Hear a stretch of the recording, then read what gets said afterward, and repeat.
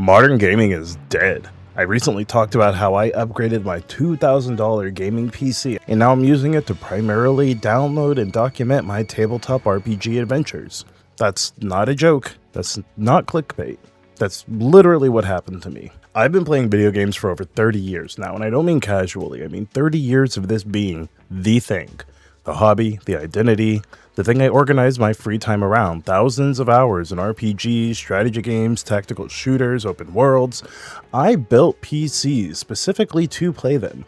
And then about 2 years ago, something broke for me. I started playing tabletop games solo, just as an experiment, as something to kill time, and within the first few sessions, I was accessing part of my brains that video games hadn't touched in a very long time, like not once in the past 10-15 years or so. So I'm not about to spend the next half hour telling you that tabletop games are better than video games. No, it's not really like that.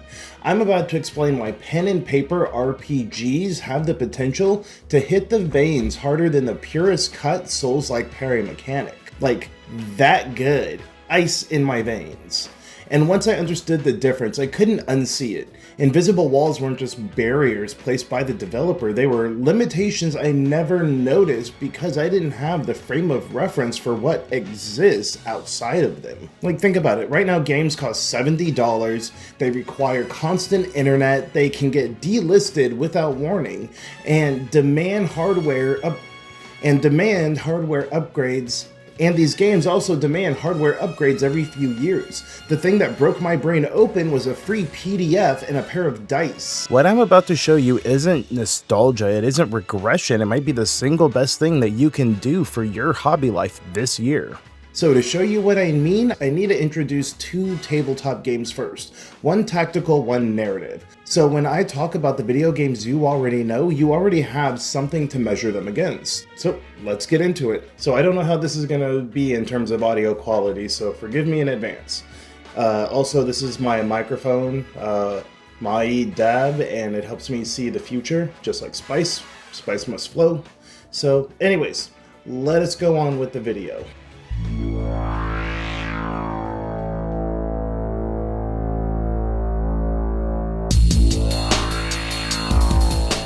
So first, XCOM. If you know, you know. And if you don't, we're talking about XCOM Enemy Unknown and XCOM 2. These are squad-based, tactical, alien invasion role-playing games. And these games are known for two things: the brutality of randomness and the permadeath of your soldiers, meaning that your soldiers, once they die in the game, they're gone for good. That permadeath changes how you play. You will name your soldiers, you watch them rank up. Your sniper who saved the entire squad in that terror mission in Sao Paulo, that soldier has a story. One that emerged entirely from how you played. And then one day, they line up their normal shot, 95% chance to hit, and they miss, and that causes your medic to die on the next turn, which causes two more of your squad to die in that next turn, and you feel it in your gut. I can say single-handedly, XCOM is one of the greatest tactical experiences in gaming. These are stories that feel like yours, except they're not. Not entirely, at least. Jake Solomon, XCOM's lead designer, said something in an interview that should reframe how you think about every video game that you've ever played. To quote, that 85% isn't actually 85%. Behind the scenes, we wanted to match the player's psychological feeling about that number. That number on your screen, Firaxis is tuning it in real time. Anand Gupta, another lead designer on the project, laid it out even more bluntly. If you miss 3 times in a row, you're not going to miss your 4th shot. It can be a 1% chance to hit, and you're not going to miss that shot. Read that again. Listen to that again. 1% display chance is still a guaranteed hit. They just obfuscated the 2 zeros behind it. Because Firaxis decided that 3 misses in a row feels bad, and it does. So the game secretly intervenes to make sure that the 4th one will hit. Solomon called it accounting for player emotion. The 95% shot that missed and killed your medic, that wasn't random, that was curated randomness. Firaxis tuned those percentages, play-tested the difficulty curve, built a system where even the chaos is managed. The dice are loaded. Tastefully and skillfully loaded, but loaded nonetheless. 5 Parsecs doesn't load the dice. There's no backend. You roll and whatever happens is what happened. It is what it is. They don't say it be like it is, but it do. Hi, Editor Jumpscare. I just wanted to say, if you are enjoying this video, please do me the huge favor, leaving a comment, liking, subscribing, sharing. Took a little bit of time off, took a little bit of personal time, and obviously I need to get back onto the algorithm now. So anything you can do will help, because YouTube doesn't like it if you take personal breaks. So thank you again for interacting with this video, doing the engagement things, and let us continue. And I want to be clear, this isn't criticism. This is brilliant game design. XCOM wouldn't work without it, but it means that every moment of drama, every gut punch loss, every miracle clutch shot, someone at Firaxis put guardrails on how bad it could actually get. So here's my pitch. What if you could play XCOM, but offline and forever?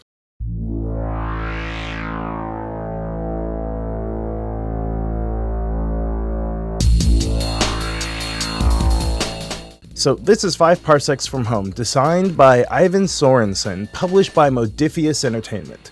It is what it says on the box, a solo tactical tabletop RPG. You roll your dice to generate missions, your enemy types, you set up a table with terrain and miniatures, or paper tokens on a kitchen table. It doesn't matter. And then you play out the fight turn by turn. After the mission, you roll for injuries, loot, and what happens next, and that's it. No app, at least not yet. No DM, no script. One rulebook, the price of a single AAA game, and it generates campaigns forever. And if you have played XCOM, this tactical grammar is instantly recognizable.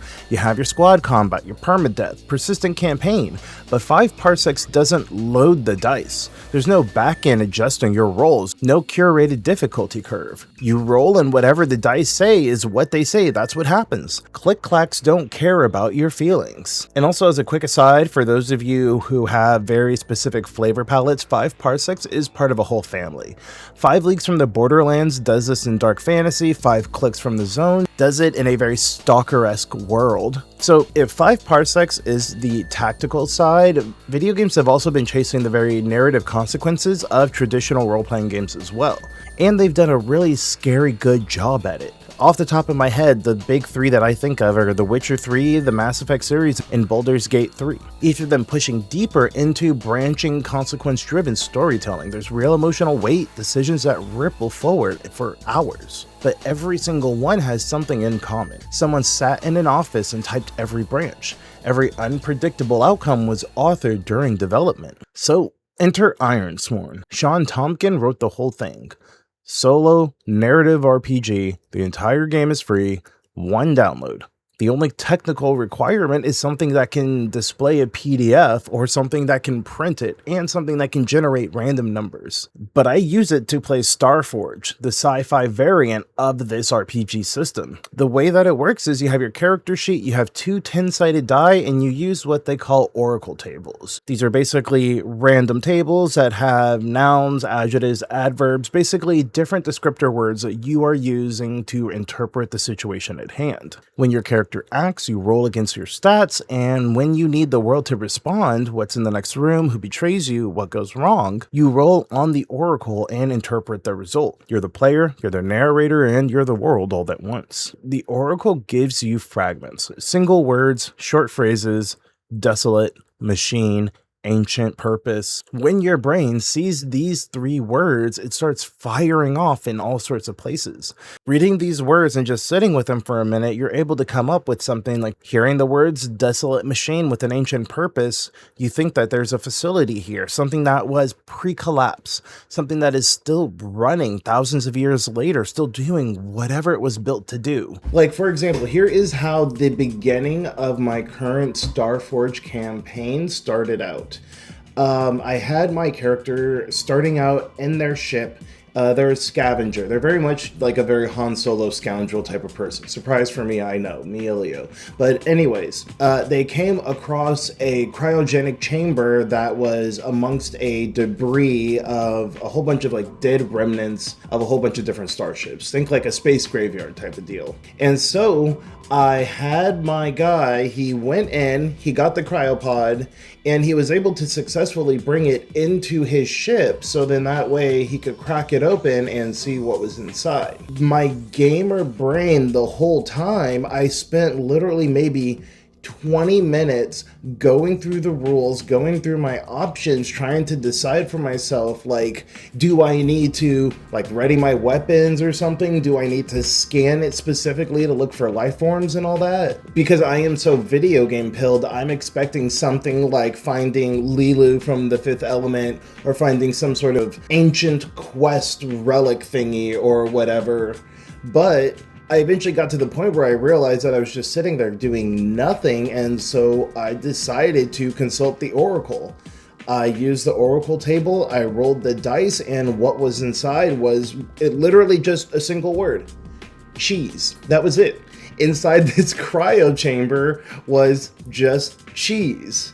And yes, that's pretty funny. And I will, like, it's good. It's good material to start with.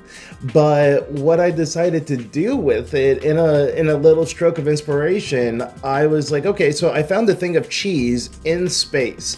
I'm in some God knows whatever galaxy. I don't even know if Earth still exists wherever the hell I am. So the fact that I found cheese in the middle of nowhere means that, like, this is rare.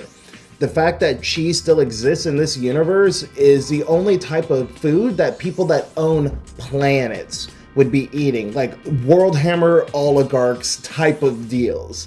So this turned my random finding of just a bunch of cheese in a cryo chamber into essentially what is now going to be a smuggling run, where I am trying to sell off this cheese to the highest bidder and getting into whatever hijinks I can in the meantime. Like I said, parts of my brain were firing off in ways that I hadn't felt in years. It was amazing. It was addicting, like the cheese. Like, think about the amount of world building that is. You have a class system, you have a world setting, and then you have a smuggling operation, all from one word. It starts out with something completely ridiculous, but you have the ability and the imagination to turn it into the greatest story ever told. Well, the second greatest story ever told, because the greatest story ever told, believe it or not, is not the Bible, but it is The Wire. But the thing is, that lore, none of it is written anywhere. It crawled out of your dice and it crawled out of your imagination. I was having the experience that I had been chasing in video games my entire life, something that I used to have growing up when I started really getting into games. Except the thing that was giving me this experience, the thing that was creating this moment of frisson, was a book. One of the most infamous boss fights in the first Dark Souls game is a duo boss fight called Ornstein and Smaug. If you fought them, you remember them probably pretty well. It's the two of them with completely different speeds, completely different ranges, and it's in a space that feels just barely too small to be functional. And in this memory, in this moment, you are knee-deep in attempt 53, maybe attempt 67. But every death taught you something. You learned Ornstein's tell. You learned exactly how many rolls you needed to clear Smaug's charge. Every failure became a data point, and your brain was building a model whether you wanted it to or not. Dark Souls proved to the entire industry that failure could be the point. Prepare to Die wasn't a warning, it was a design philosophy, and it spawned a subgenre built on the idea that losing is a primary way to engage with your system. But here's what those data points do over time. Hitboxes don't change, the timing windows don't change. From Software designed one puzzle, and your job is to solve it. Every death narrows the gap between you and a mastery of a fixed pattern. One mission that I had with my kids while playing 5 Parsecs is we actually decided to do a little bit of homebrew, and we split up the rules to be 2 competing gangs trying to capture one person alive. So we had the table set up, the person of interest was in the middle. and we had, me on one side, my kids on the other. And the whole point was to grab the POI and extract them without having them die. So a pretty challenging mission with, a lot of high stakes involved. And because of the luck of the dice and the heart of the card, well, not the heart of the cards, the heart of the dice, my kids decided to just pinpoint my captain and were constantly stun locking him. I can't remember what the exact causes were or what the exact loadout was, but essentially my kids literally were stun locking my captain and taking down all of my other crewmates one by one, so then that way they could go and extract the POI. Kids, if you're watching this, remember that one time we had the incident with you guys keep stunning baby Yoda? That was what we called the miniature? Yeah, that moment. That's the moment I'm talking about. And in its own way, that was like my own Dark Souls of tabletop wargaming or role-playing games or what have you moment. It was me having to basically sit there and accept the punishment. And yes, I could try to do things to make it better, but it was a good story. It's a story that I still remember now. It's a story I'm telling you guys now. So I think The Witcher 3 does a very amazing job of kind of giving you one of its peak moments really early in the game to kind of keep you going for the rest of it. And of course, I'm talking about the Bloody Baron questline. This is one that lives rent-free in the head of everyone that's ever played it. A violent, alcoholic warlord that you're supposed to hate, and then CDPR peels back the layers and you're not exactly sure what you should be feeling anymore. These characters live or die based on decisions that you made hours earlier, sometimes decisions that you didn't even realize were decisions. These are genuinely consequential, they're layered, delayed, morally ambiguous, and these are the reasons that CD Projekt Red have the flowers that they have. And that moment of choice paralysis that I was talking about is personified towards the climax of this quest. There is a moment where you have the dialogue wheel come up. There are two options, maybe three, and you can feel that this one matters, that what you're going to say or do next, it's going to lead to a chain of events. Something bad might happen, someone might die, and this is where you have that tension in your chest, that real tension. But underneath it, a quiet voice is reminding you that someone at this development studio wrote these branches. Someone play tested what happens next, and you're choosing between paths that already exist. And just in case it goes wrong, you still have quick save right there. Most of us probably save scummed every single one of those choices. At the very least, I have receipts for Tyler Wilde at PC Gamer who wrote, "I save before every risky move I make and I abuse the hell out of those saves. I'm still a little conflicted about it, but how can I resist fixing things when it's so easy?" And research into loss aversion backs this up.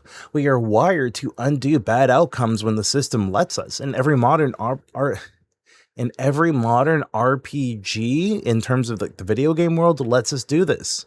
So CDPR writes these incredible branching consequences and hands you a tool to opt out of all of them. And now let's go ahead and address the boulder-sized Baldur's Gate in the room here. When BG3 dropped, this is going to be easier for me to say this. When BG3 dropped, millions of players who had been trained by Skyrim and Witcher walked into actual D&D sessions for the first time. Dextro documented what happened. To quote one player, "Can I wild form into an owlbear and deliver an elbow drop from that barrel?" And, of course, the obligatory DM response, "No, Kevin, you can't shag a bear." But I'm just going to also point out here, editor's note about that article, they obviously haven't been playing D&D as well and dealing with a bard that just is a walking stereotype. But every one of those behaviors is a correct response to how Baldur's Gate 3 works. You can reload in BG3. You can owlbear elbow drop people. Those players aren't broken. They're running BG3 firmware on D&D hardware. But also, like I said, you have a cool DM, you have a DM that knows how to play the game, you're going to be elbow dropping people regardless. And I mean, I think that's because, at least up until now, Baldur's Gate 3 is probably the most ambitious authored system that has ever been made. If Skyrim can be the most convincing simulation of freedom, then Baldur's Gate 3 is the ceiling of what authorship can do.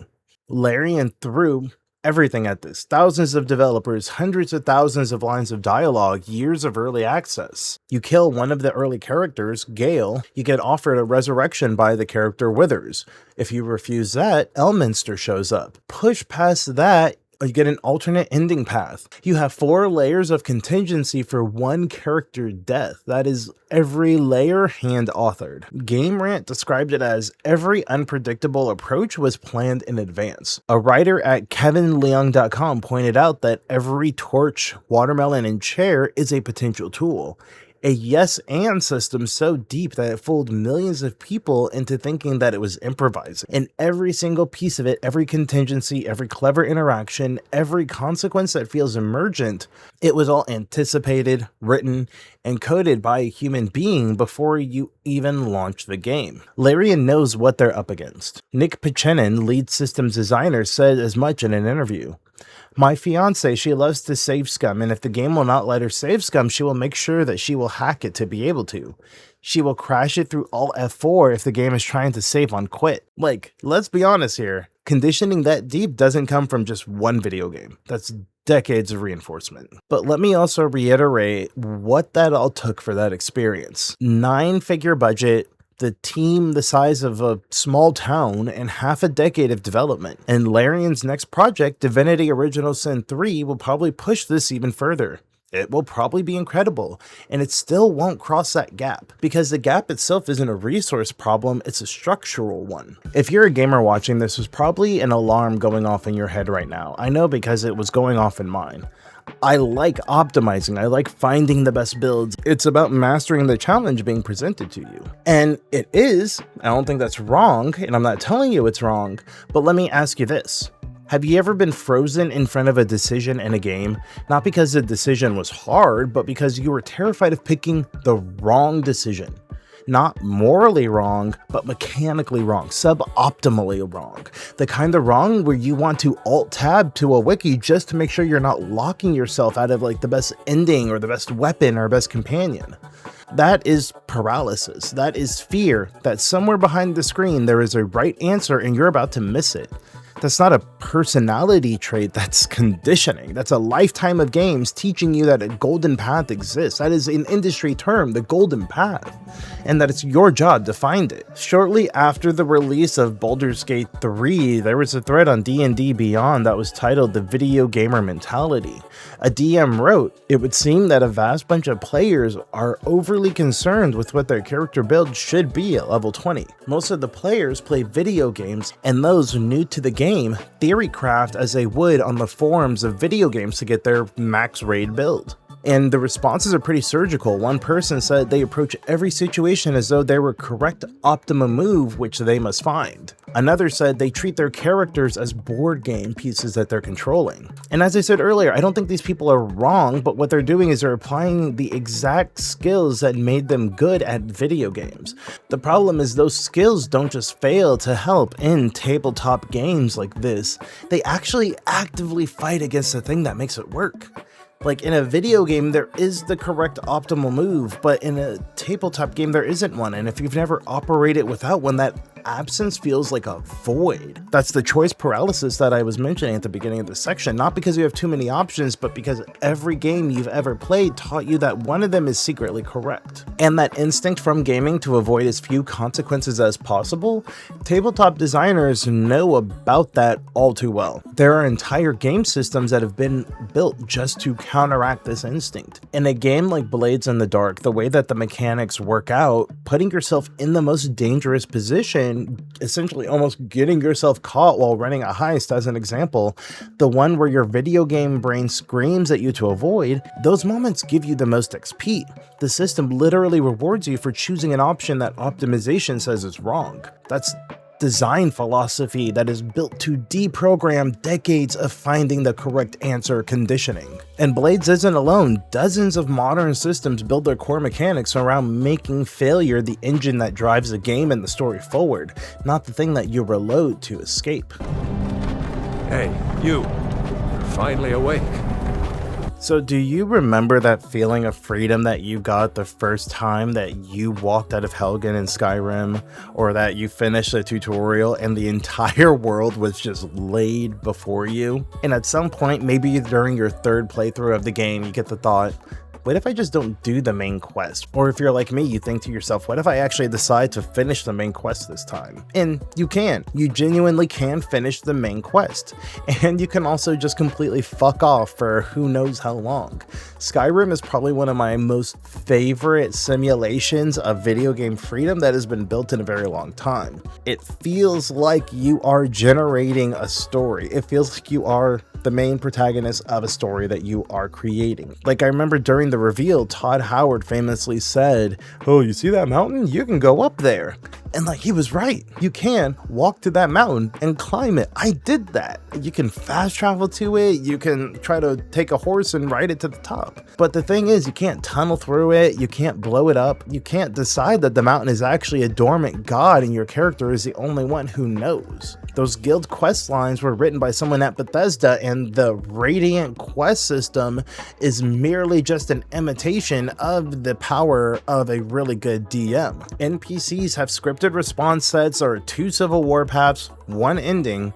Bethesda built the sandbox so large that you can't see the walls, but I mean, they still do exist. So let's digitally flip this table back into an analog position. But to take that same experience in Starforge, that mountain, yes, you can go there. You can also go in it. You can go over it, under it, blow it up, decide that it's sacred, decide that it's cursed, decide that it doesn't exist anymore because your ship's cannon misfire during orbit. Whatever you decide is what happened. The mountain isn't rendered, it's imagined. And imagined things don't have walls because the walls are your mind, and your mind is Bradley Cooper. It's limitless, baby. And in 5 parsecs, say you're leaving a planet to start heading towards another destination, a place for a campaign mission that you had to go towards. But you roll a random event and suddenly your ship's drive is malfunctioning. You're now stranded on a planet that you didn't choose, taking jobs you wouldn't have picked for a patron that you don't trust because the dice said so. Like, imagine having the power of having Todd Howard and his entire team inside your head, but also with a rulebook and a pair of dice. I love Skyrim. It's probably one of the greatest games of all time, or at the very least one of the greatest games of our modern memory, and it simulates emergence so well. But I would argue that my tabletop variants are emergence, and I think that that difference hits you immediately. If you can get past the part where every instinct you have is screaming at you that you're doing it wrong. You're now at home, you're playing Starforge from the comfort of your couch, your pop is on, your comfy chair, whatever. You roll to compel an enemy faction leader to stand down and you miss. You miss hard. The Oracle gives you the result of a betrayal that is revealed. And now, here's where it gets really uncomfortable. You are the one that has to decide what that means.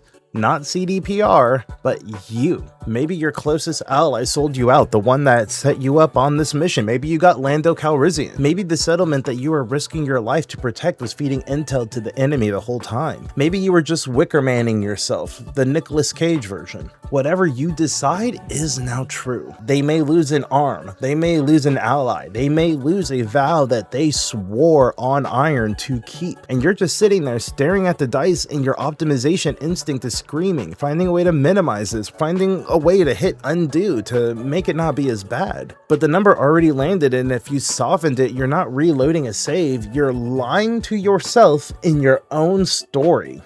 You're cheating at solitaire. Congratulations, you played yourself. So that tension that you felt in The Witcher, that was real, but the stakes were fake. They were authored, reversible.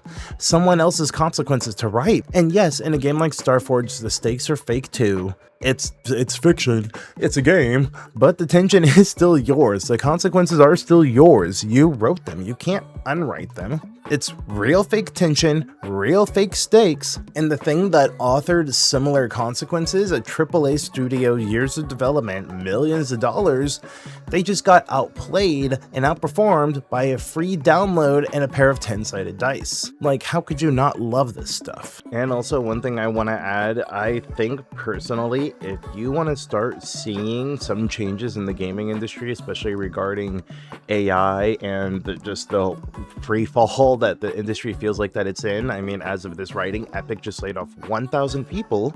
The people who made Fortnite just laid off 1,000 people.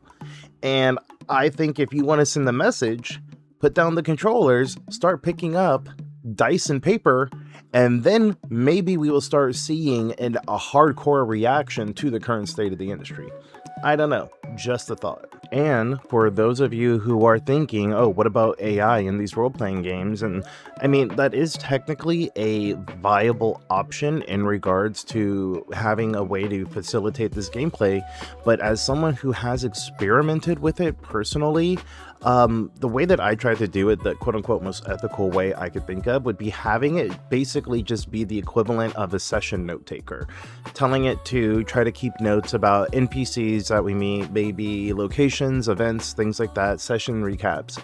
And it worked well enough, but then even after just like 2 sessions, I started noticing inconsistencies. I started noticing that character conversations were accurate enough, but then if I needed to kind of go back into specific details of it and I tried to recall that with the AI, it got it wrong. And it just kind of glossed over certain events that would happen in a way that it kind of obfuscated the critical parts that made it kind of a meaty story. So yes, it was great in regards to, hey, create a page for this location and start taking notes.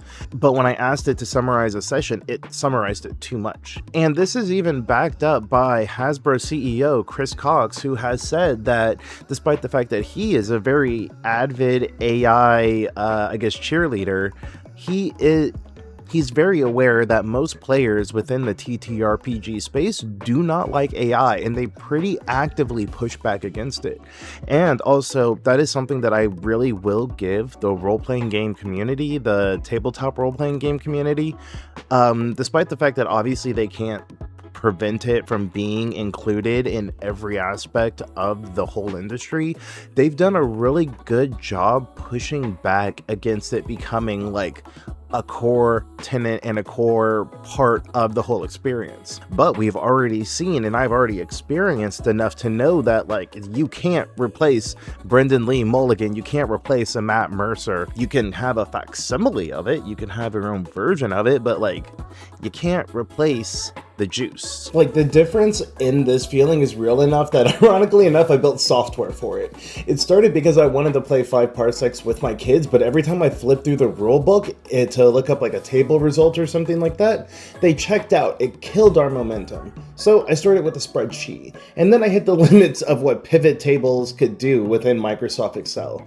So then I started learning GD script and Godot, and that became actual software development. I'm a marketing guy at the end of the day, but I wanted a tabletop assistant that worked the way that I wanted to. And I accidentally became a software and game developer. I mean, no one authored that career path for me. This is the type of, oh God, I forgot the word. The improvisation. This is the type of improvisation that you learn by playing these games, I promise you. And here's like the hobby cascade that no one ever warned me about. So 5 parsecs means miniatures. Miniatures means painting. Painting means I want to make my own miniatures, which means that now I have a 3D printer. And somewhere in the middle, I decided to pick up Gunpla because apparently my hands just needed more things to do now. The spreadsheet became an app, the app became the beginning of a portfolio, and that hobby became 6 other hobbies, on top of me also wanting to make YouTube videos. None of that was on a skill tree called life.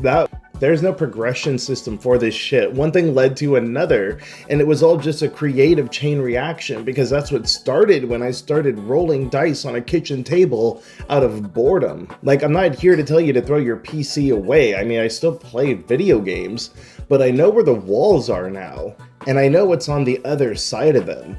And that inspiration has just lit up my brain in so many ways that I want to share with other people. 5 Parsecs From Home if you want a tactical experience, but definitely check out Ironsworn if you want to have a amazing narrative experience that you can try tonight. The paralysis will hit you. First time that you roll something bad, every instinct is going to scream. It's going to tell you to find the optimal move, to find the right answer, and to find the undo button. But there isn't one. That discomfort is the signal. It's the point. That is the muscles of your brain trying to work again. So just sit in it. Let it work. Baby do work. And thank you for watching, and I will see you in the next one. All right, now here's a part for all the real ones that still are dealing with this audio.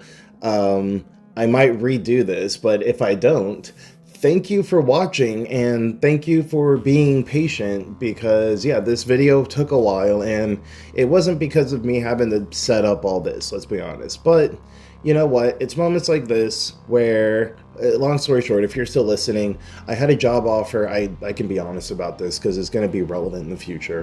I had a job interview thing with Wizards of the Coast to join part of their PR and marketing team, and it didn't fall through, obviously, and I was really depressed about that. So I started working on some other stuff.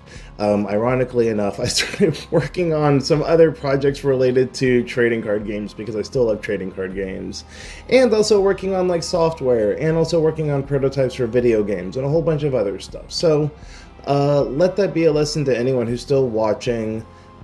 Don't go chasing oh my god, don't go chasing waterfalls. Don't let things like not getting hired at dream companies, don't let that bother you, because obviously I still know my self-worth and the value that I bring is still there, because not everyone else can do all this other stuff I'm doing. But yeah, there's a little bit of personal stuff about me at the end of the video for anyone who's still watching or listening. So thank you again for your time. Please like and share and subscribe. Leave lots of comments roasting my minis and asking where my minis are from and all that other stuff. I'm a big proponent of one-page rules. I love one-page rules, so I'm always going to say one-page rules. And yeah, if you want me to talk about any other things, let me know. My next video, I think I'm going to probably do one about the movie Weapons. So, teaser. We're gonna hard pivot to a movie next, because that's how my neurodivergence works. And if you're joining the channel, you're here to hear me talk about random stuff, and that's where part of the experience should be. I'm like a human. Oh God, I'm like a human booster pack. Every time you open me up, every however times I post, you don't know what it's going to be. So yeah, I don't know if that's okay. I'm rambling now. Human gachapon. Anyways, thank you again. I'm sorry if this audio sucks, but I love you all. I'll see you in the next one. Maybe check out my Patreon, and then I can upgrade and get a better microphone, a better lavalier microphone. And I love you all. Bye.